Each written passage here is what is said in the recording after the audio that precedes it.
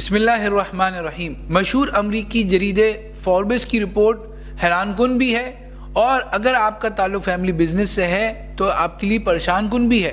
کیونکہ ان کی تحقیق کے مطابق دنیا بھر کے فیملی بزنس خاندانی کاروبار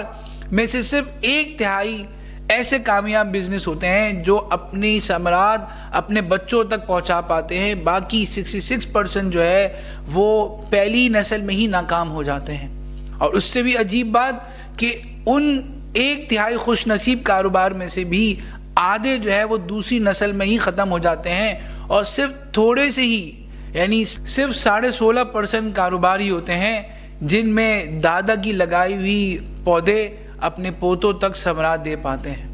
ایسا کیوں ہوتا ہے؟ اس بارے میں مشہور آڈٹ فرم ڈیلائٹ کی رپورٹ آپ کے لیے مفید ثابت ہوگی، جس میں انہوں نے بتایا کہ 64% کمپنیاں فیملی بزنس جو ہے ان کے پاس کوئی ریٹن سکسیشن پلان ہی نہیں ہے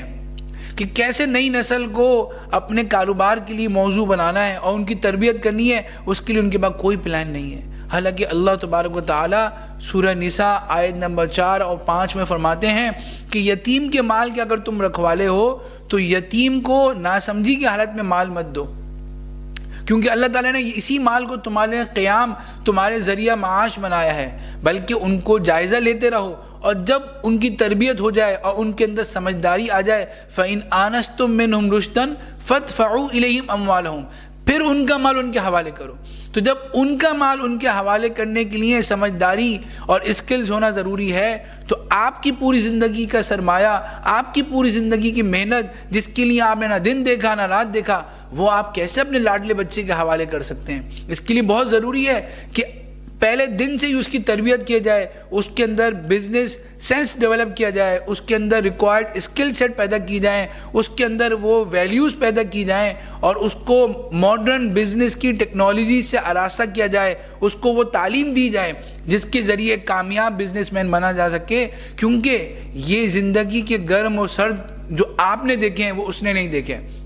وہ تو سونے کا نوالا لے کے پیدا ہوا ہے، تو اس کو وہ تجربات حاصل نہیں ہیں۔ اگر آپ نے شروع ہی سے اس کو اپنے بزنس میں ایک کی پوزیشن دے دی اور وہ ڈائریکٹرشپ اور ایگزیکٹو ڈائریکٹرشپ کے عہدے کو انجوائے کرتا رہا، اور اس نے کوئی تلخ تجربات نہیں کیے، اس نے زندگی کے